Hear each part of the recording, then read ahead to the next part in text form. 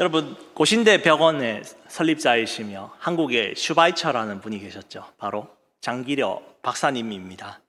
이분은요, 병원의 진료를 하시면서 한 가지 고민에 빠지셨습니다. 내가 지금 이 진료를 하고 있는데 이 가난한 사람들에게도 다 혜택을 받으면서 치료할 수 있는 방법이 없을까? 한 가지 고민을 하셨습니다. 그래서 그분은 1968년에 청십자 의료보험이라는 것을 만들었습니다. 처음에 3만 원 정도의 소액 금액을 받아서 운영하며 회비를 모으고 직원들에게 월급을 줬는데, 그때 시간이 갈수록 월급을 주는 것이 미뤄질 정도로 정말 운영이 힘들었습니다. 이에 사람들은 그래서 장기려 박사님을 향하여 소리쳤습니다. 야, 장기려, 무슨 3만 원 1인당 받아가지고 많은 사람들에게 의료보험 준다는 거야. 당신은 미쳤어. 곧 파산할 거야 라고 조롱하며 웃었습니다. 그런데 몇 년이 지나지 않아서 이 의료보험은 자립에 성공하였습니다. 그리고 많은 사람들에게 의료보험 혜택을 주게 되었습니다. 그리고 이 보험을 통해서 전국의 모든 의료보험 조합들이 생겨났고요. 1988년 전국 의료보험이 생김으로 이 청십자는 역사의 뒤안길로 해체했습니다. 장기려 박사님이 사람들이 보기에 무모해 보였고 처음에 손해와 같았던 이 청십자 사역을 왜 시작했겠습니까? 바로 하나님의 크신 마음과 생각으로 환자를 생각하고 섬기고자 했기 때문입니다. 성도 여러분, 하나님이 우리를 향한 생각은 우리보다 크십니다. 우리는 순간순간밖에 못 보지만, 그것 때문에 좌절하지만, 주님은 우리의 넘어짐도 한 수 한 수 신의 한 수로 만드셔서 가장 큰 그림의 경륜으로 만들어 가시고 우리를 승리하게 하십니다. 성도 여러분, 그렇기에 오늘 이 시간 내 생각보다 크신 하나님을 신뢰하며 나아가기를 소망합니다. 오늘 본문을 통해 하나님의 위대하신 생각 앞에 내가 어떻게 맞추며 순종해야 되는지 살펴보겠습니다. 내 생각보다 크신 하나님께 어떻게 우리가 나아가야 될까요? 첫 번째로 두려움을 주님께 맡겨야 합니다. 북이스라엘의 전성기를 이끌었던 왕이 아합 왕인데요, 이 아합은 전쟁터에서 죽음을 당하였습니다. 그리고 나서 그 나라의 세력은 점점 약해져 갔습니다. 그가 전투에서 죽고 난 뒤에 그의 아들들 2명이 돌아가며 나라를 이어갔지만 예전과 같은 힘과 명성은 잘 없었습니다. 그러나 눈에 보이는 이스라엘은 약해졌지만 하나님의 나라는 계속해서 이어져 가고 돌봄을 받고 있었습니다.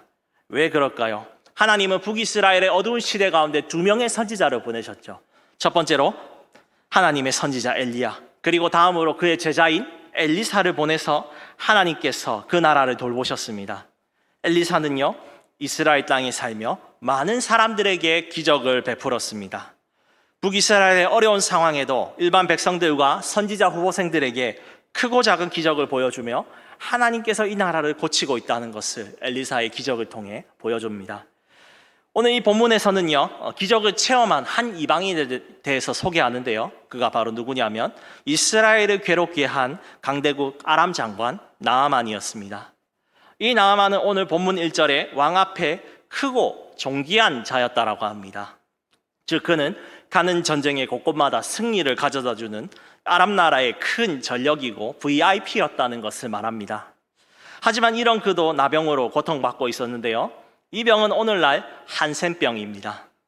옛날 성경 버전에서 뭐라 하시는지 혹시 기억나십니까? 문둥병이라고 했었죠. 우리 부산 경상도 어르신들이 우리 자녀가 속 말 안 들 때 이렇게 하죠. 이 문디자스 하죠. 네. 이렇게 이제 제 고향교회 목사님도 이렇게 설교하시다가 이제 그 한센병 가지신 분이 전화 오셔서 이렇게 하답니다. 목사님, 문둥병자한테 뭉디처럼 맞아보실래요? 해가지고, 네. 그런 일들이 있었기 때문에 나병으로 이제 다시 번역했다라고 볼 수 있습니다. 이 나병이 어쨌든 점점 살이 썩어 들어가고 결국에는 죽는 병입니다. 오늘날에야 이제 치료제가 있으니까 그냥 뭐 좀 피부가 상한 수준에서 그치겠지만 이것은 하나님께 저주받고 죽음에 이를 수밖에 없는 병입니다. 그렇게 하면서 죽음 가운데 그는 이 죽음을 피하기 위해 온갖 좋은 약들을 찾아보고요, 또 의사를 불렀지만 소용이 없었습니다. 그러던 어느 날 이 나아만의 부인 밑에 있던 한 이스라엘 여종이 말합니다. 우리 이스라엘의 엘리사 선지자님이라면 이 나아만 장군님의 병을 낫게 할 수 있을 텐데 라고 혼잣말했는데, 이 부인이 들었고요. 부인이 나아만한테 얘기해 줬습니다. 그래서 나아만은 솔깃해졌습니다. 곧 그는 왕에게 허락을 받고 온갖 좋은 금과 의복들을 챙기고 엘리사를 만나러 갔습니다. 곧 이스라엘에 도착한 나아만은 아람 왕에게 받은 편지를 북이스라엘 왕에게 전해줬습니다. 그런데 이스라엘 왕은 웬일인지 울면서 옷을 찢었습니다. 왜 그럴까요? 그는 본문 7절에 이렇게 말합니다. 내가 사람을 죽이고 살리는 하나님이냐? 그가 어찌하여 사람을 내게로 보내서 그의 나병을 고치라 하느냐? 슬퍼합니다. 나병을 치료해달라는 편지가 그야말로 정중히 요구하는 게 아니라 이게 뭡니까? 협박사항으로밖에 들리지 않습니다. 이 일을 치료하지 못하면 이것을 빌미로 아람이 북이스라엘에 쳐들어와서 이제 다 싹 깡그리 없애버릴 것이라는 두려움이 왕한테 있었던 겁니다. 우리의 인생도요, 스스로 해결할 수 없는 일들이 정말 많습니다. 우리가 노력도 많이 하였고 온 힘을 다해 보았습니다. 그런데 더 꼬이기도 하고요, 더 큰 위기로 다가온 경험들이 우리 모두 한 사람 한 사람에게 있었을 것입니다. 그때 일반적인 사람들의 반응은 좌절하거나 깊은 슬픔에 빠져 내 인생 모르겠다 하면서 자기 자포자기의 상태에 빠지는 겁니다. 그런데 오늘 이 문제를 해결해 줄 분이 이미 이스라엘 왕의 입에 나왔습니다. 누구입니까? 7절에 사람을 죽이시고 살리시는 여호와입니다. 여호와는 약속을 지키는 신실하신 분입니다. 능치 못할 것이 없으신 전능하신 하나님이죠. 왕이 어찌할 바를 몰랐지만 그까짓 거 하나님 앞에 나아가면 큰 위기가 아니었습니다. 하지만 그는요, 이 살아계신 하나님을 의지하지 않았습니다. 왜 그렇습니까? 그는 아버지 아합처럼 바알이 좋아 아세라가 좋아하면서 하나님을 머리로 알았지만 그 주님 앞에 맡기지 않은 것입니다. 본문에 나온 북이스라엘 왕처럼 똑같이 위기 앞에 옷을 찢었던 이스라엘 남유다 왕 중에 히스기야가 있습니다. 그도 적들이 18만 5천 명이 예루살렘 성을 삼키려고 다 둘러싸고 있는 어려운 상황이었습니다. 그도 똑같이 옷을 찢었습니다. 하지만 그가 이 이스라엘 왕과 다른 차이점이 있었다면 그는 그 편지를 가지고 여호와의 성전 앞으로 가서 하나님 앞에 기도합니다. 하나님, 아수르의 백성들이 우리를 능욕하고 욕합니다. 살아계신 하나님이 우리를 못 살릴 것이라고 모욕합니다. 하나님, 나의 두려움을 받으시고 이 모든 위기를 고쳐주시옵소서 라고 기도할 때에 그날 밤 하나님께서 18만 5천 명의 군사들을 단 한 명의 천사로 쳐서 죽이시고 승리하게 하셨습니다. 오늘 두려워하는 이스라엘 왕을 위해서 하나님의 선지자 엘리사는 이렇게 8절에 본문에 말합니다. 우리 함께 8절을 읽어보겠습니다. 왕이 어찌하여 옷을 찢었나이까? 그 사람을 내게로 데려오게 하소서. 그가 이스라엘 중에 선지자가 있는 줄을 알리이다. 하나님이 살아계시고요, 그 병을 고칠 수 있는데 왕이시여 왜 슬퍼합니까? 왜 슬퍼하느냐? 이제 나 여호와가 엘리사를 통해 나만을 고치겠으니 너는 두려워하지 말고 내가 하는 일을 믿어라라는 겁니다. 하나님 앞에서 그 어떤 강대국이든지 군대든지 죽음의 질병이든지 그 어떤 문제든지 그것은 주님 앞에 문제가 되지 않습니다. 주님은 우리가 문제를 가지고 나올 때 그것을 능히 해결해 주시겠다고 약속하셨습니다. 시편 145편 18절에 여호와께서 자기에게 간구하는 모든 자, 곧 진실하게 간구하는 모든 자에게 가까이 하시는도다. 리차드 범브란트라는 목사님이 계셨습니다. 이분이 참 대단하신데요, 루마니아 공산주의 국가에서 이분이 예수님을 믿으면서 목사가 되고 주를 위해 살다가 14년 동안 무려 감옥에 갇혔습니다. 얼마나 두려웠겠습니까? 그래서 이분이 성경에 총 두려워 말라라는 단어가 얼마나 있는지 창세기부터 하나씩 세면서 읽어봤다고 합니다. 여러분, 총 몇 번이 나왔을까요? 무려 365번이 나왔다고 합니다. 무슨 말입니까? 하나님이 우리가 얼마나 두려워하는지 잘 알기 때문에 365번 정도로 입이 아프시도록 얘기하시면서 내가 너와 함께 하겠으니 두려워하지 말라는 겁니다. 성도 여러분, 주님은 우리가 살면서 당하는 모든 어려움과 두려움을 아시는 분입니다. 우리가 하루라도 근심이 없는 날이 없을 것입니다. 하지만 주님이 우리에게 두려워하지 말라고 말씀하시면 우리는 이 두려움을 이길 수 있습니다. 이 말씀을 믿으며 나아갑시다. 단순히요, 내가 두렵지 않아 겁없는 로봇이 되는 것이 아니고 세뇌당해서 살아가는 것이 아닙니다. 여전히 두렵고 무섭습니다. 그런데 찬송가의 고백처럼 무엇입니까? 십자가 그 밑에 나아가 내 짐이 풀어지고 그 두려움이 변하여 찬송이 되는 것입니다. 하나님의 크신 생각에 나의 작은 두려움의 생각을 맡기면 그렇게 편할 수가 없는 것입니다. 우리의 두려움을 하나님의 크신 생각에 맡기고 주님의 평안을 누리시는 우리가 되기를 주님의 이름으로 축복합니다. 내 생각보다 크신 하나님께 우리는 어떠한 자세로 나아가야 될까요? 두 번째는요, 겸손하게 순종해야 됩니다. 이스라엘 왕은 엘리사의 말을 믿고 나아만 장군을 그에게 보냅니다. 곧 나아만은 이제 온갖 군사들과 말, 병거들을 가지고 엘리사의 집 앞에 찾아갔습니다. 여러분 생각해 보십시오. 많은 군사들과 말들이 여러분 집 앞에 있다고 하면 얼마나 긴장이 되고 무섭겠습니까? 총소리와 칼소리와 말들이 힝 하는 그 소리를 듣고 두려워 떨 것입니다. 그런데 엘리사는 나아만 앞에 코빼기도 나타나지 않습니다. 오히려 자기 사환, 종을 보내서 이렇게 한마디 합니다. 가서 요단강에 물을 7번 씻으세요. 그러면 당신의 살은 완전히 나을 것입니다. 군대에서 우리 남자 성도님들 보시면 알겠지만 한 장군이 자기 부대를 방문했다. 그러면 비상 상황입니까? 축제입니까? 비상 상황입니다. 네. 위에 계신 분들이 김일병 빨리 닦아 하면서 이제 치약을 해가지고 바닥부터 운동장 청소 모든 것을 안 하는 구석구석이 없습니다. 왜 그렇게 할까요? 사단장 이상의 장군들이 자신의 부대에 오면 부하들이 전인가 영창 보내 하면 진짜 영창에 갈 정도로 죽고 사는 겁니다. 그렇게 책 잡히지 않고 잘해야 승진이 되고 자기 미래가 보장받는 게 장군이 오는 방문인 것이죠. 하물며 당시 가장 힘센 나라 아람의 군대 장관이면 말 다 했습니다. 지금으로 따지면 미국 국방장관이 여기 오는 겁니다. 보통 사람이면요, 아마 제가 엘리사라면 이럴 것 같습니다. 아이고, 나아만 장군님 오셨습니까? 저희가 청소는 하긴 했는데 제가 이거 누추한 곳에 귀한 분이 오셔서 죄송합니다. 저희 집에 그래 차 한 잔 마시면서 어째 그래 하나님께서 어떻게 치료할지 좀 상담 시간을 좀 가져봅시다. 이래야 되는 것이겠죠. 근데 엘리사는 이 모든 상식을 깨고 담대하게 나아갑니다. 이에 화가 난 나아만이 본문 12절에 이렇게 말하죠. 요단강에 가서 씻으라고 거기다 7번이나. 우리 다메섹 지역의 아바나와 바르발강은 이스라엘 모든 강보다 더 깨끗한데 내가 왜? 나 아람 나라 대장군 나아만이야. 나 VIP야. 일개 선지자면 직접 와서 그가 믿는 하나님 부르고 내 몸에 손 대면서 기도해주는 게 곧 그 정상적인 방법이잖아. 이런 VIP 대접도 못하는 것들 이스라엘에 더 있을 가치가 없다. 얘들아 짐 싸서 가자. 그리고 이스라엘을 나에게 이런 모욕감을 준 너희들 가만두지 않겠어. 아마 나아만이 이런 마음이었겠죠. 집에 가려는 나아만에게 그때 종들이 말립니다. 장군님 그러지 마시고 한번 해보시죠. 여기까지 왔으면 어떤 어려운 일이라도 그대로 행해서 한번 고쳐보려던 거 아니었어요?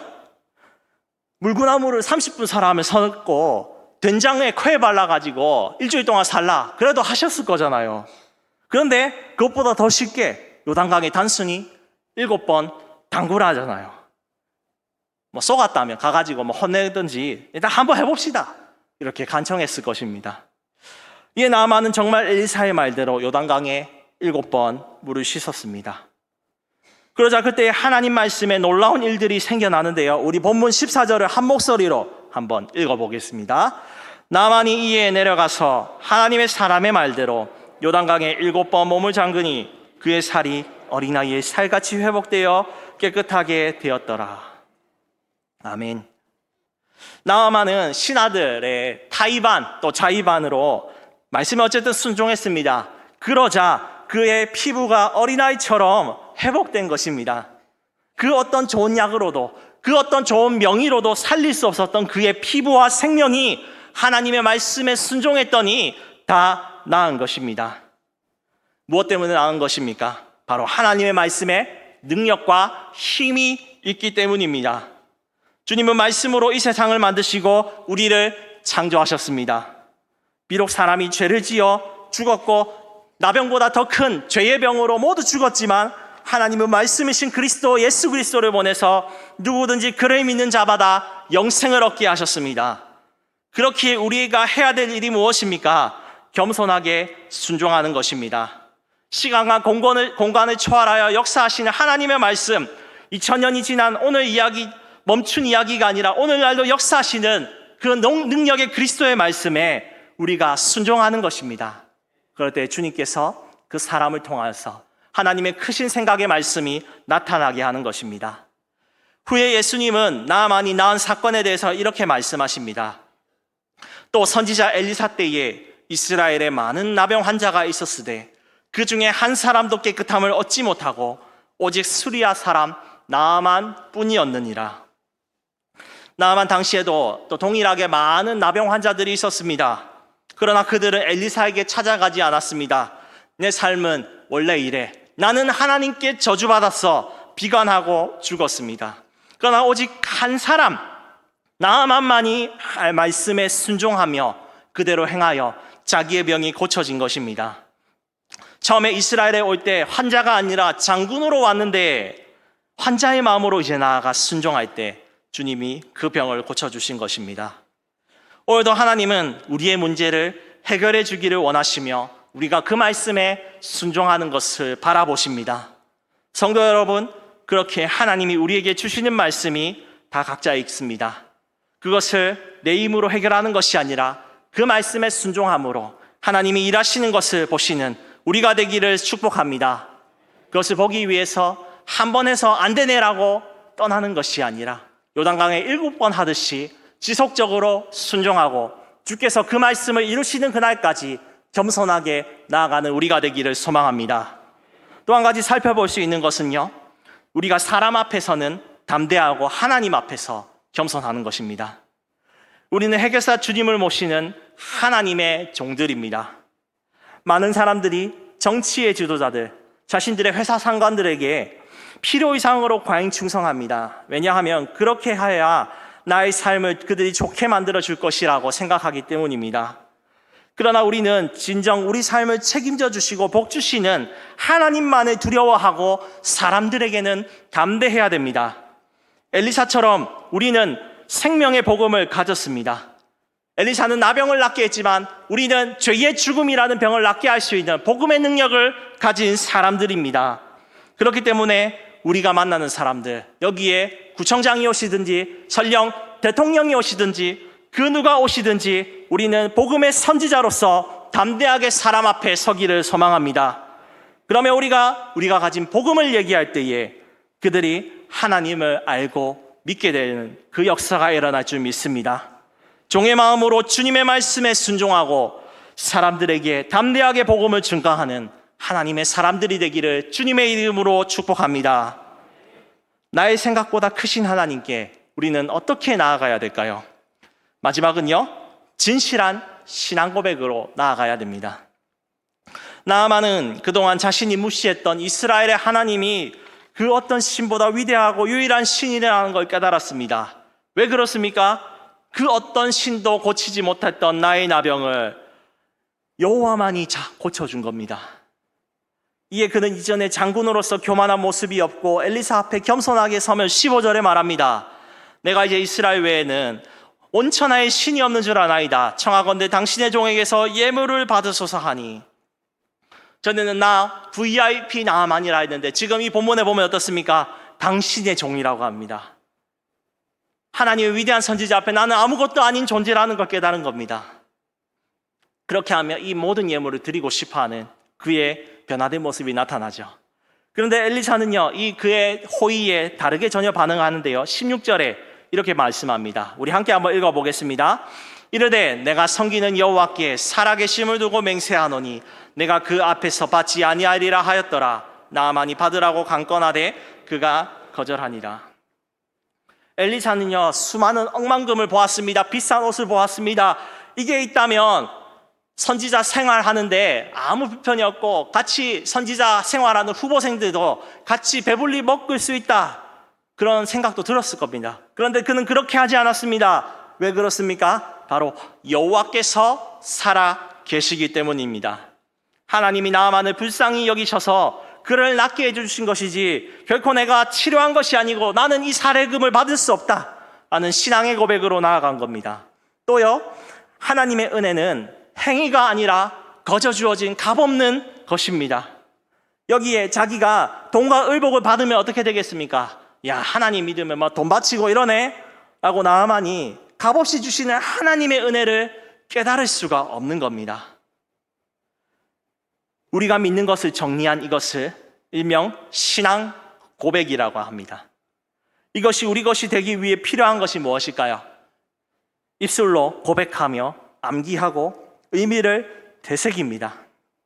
주기도문 사도신경을 주일학교 때부터 열심히 배우는 것은 이것의 의미를 깨닫고 삶으로 나타내야 되는 것입니다. 그러나 신앙 고백을 아무리 입술로 잘 배우고 살아갈지라도 내 신앙 고백이 입술로만 외우고 살아가지 않는다면 그것은 효력이 없는 겁니다. 삶으로 살지 않는다면 그것은 죽은 고백이며 우리는 거짓말쟁이일 뿐입니다. 엘리사의 이름의 뜻은 나의 하나님은 구원이시다입니다. 살아계신 하나님께 영광을 돌리며 자신은 그저 무익한 종이라고 삶으로 신앙 고백을 하는 겁니다. 이런 엘리사의 말에 감명받은 나아만이 고백하죠. 17절에 이렇게 말합니다. 나아만이 이르되 그러면 청하건대 노새 2마리의 실을 흙을 당신의 종에게 주소서. 이제부터는 종이 번제물과 다른 희생제사를 여호와 외에 다른 신에게 드리지 아니하고 다만 여호와께 드리겠나이다. 엘리사가 아무것도 받지 않고 하나님의 신앙 고백을 말하니까 이제 나아만도 동일하게 작은 흙으로라도 하나님을 믿고 섬기겠다고 겸손하게 나아갑니다. 나아만의 이 신앙 고백을 들은 엘리사 19절에 평안히 가라고 합니다. 아마 그의 마음은 아주 기쁘고 즐거웠을 겁니다. 신앙 고백으로 엘리사가 신실하게 살아갔더니 하나님은 나아만의 나병만 고쳐줄 뿐만 아니라 이 한 영혼을 하나님께로 돌아오게 만드는 기적을 보여주셨습니다. 이스라엘 속에는요, 하나님을 아는 사람이 정말 많았습니다. 그러나 그들은 자신들이 아는 하나님께 겸손하게 순종도 하지도 않았고요, 바알은 우리의 하나님이라고 하였습니다. 그렇게 바알과 아세라를 섬겼던 결과물이 뭡니까? 농사가 잘 됐습니까? 아니요, 농사 망했습니다. 3년 반 동안 비가 내리지 않아서 다 쫄쫄 굶었습니다. 그리고 이스라엘은 강대국들의 침입에 힘을 잃어서 기원전 722년도에 결국 멸망하고 말았습니다. 하지만 하나님께서는 이 북이스라엘 나라 가운데 위대한 선지자 2명을 보내셨습니다. 누구입니까? 나의 하나님은 여호와시다, 엘리야. 나의 하나님은 구원이시다, 엘리사. 이 2 사람을 통해서 하나님은 이스라엘을 돌보시며 고치셨습니다. 그리고 이 이스라엘을 다스리는 것은 강한 나라가 왕이 아니라 하나님의 말씀이다라는 것을 보여주십니다. 많은 사람들이 필요한 것이 아닙니다. 하나님과 사람들에게 진실하게 신앙 고백을 하며 살았던 이 2 사람이 있기 때문에 이스라엘은 살아났습니다. 성도 여러분, 우리의 고백이 거짓이 되지 않기 위해 우리는 엘리사처럼 하나님의 백성으로서 담대하고 깨끗하고 또 신앙 고백대로 살아가는 우리가 되기를 축복합니다. 그러지 못하고 나의 유익과 즐거움을 탐하는 자들은 죄송하지만 우리는 거짓된 신앙 고백으로 살았던 겁니다. 엘리사처럼 하나님을 사랑하고 영광을 돌리며 공동체를 위해서 내가 헌신하고 성령의 열매를 맺도록 부단히 노력하는 그 사람이 진실한 신앙 고백으로 나아가는 하나님의 사람인 것입니다.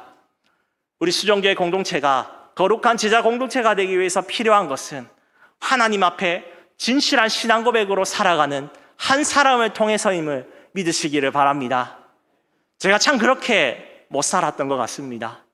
앞으로 또 오늘부터 더욱 그렇게 신앙 고백대로 진실하게 살아가는 목사가 되겠습니다.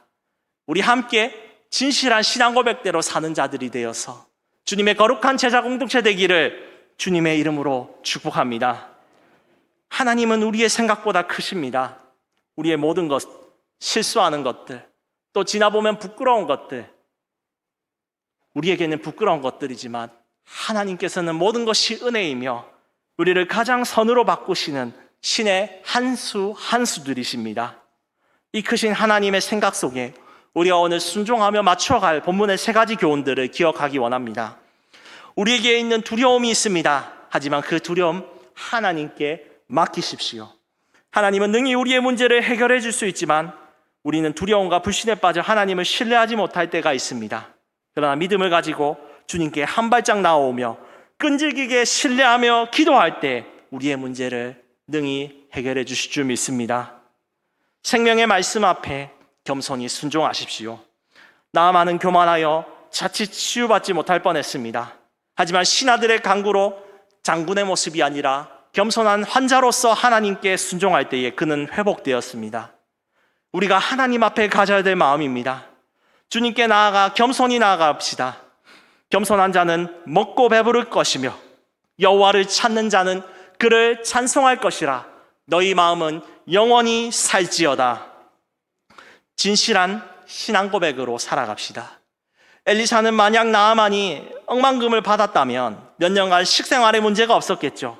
그러나 그는 돈을 받는 것보다 은혜를 거저주시는 하나님의 사랑, 또 그에게 진실한 신앙 고백을 가르치기 위해서 그 돈을 받지 않았습니다. 우리는 이 엘리사처럼 주님을 믿는 신자의 모습으로서 하나님 나라의 영광과 그분의 의를 위해서 살아가는 진실한 하나님의 사람이 되어 살기를 원합니다. 그렇게 살아갈 때에 주님의 크신 생각이 내 삶 속에 나타나는 것을 주님의 이름으로 축복합니다.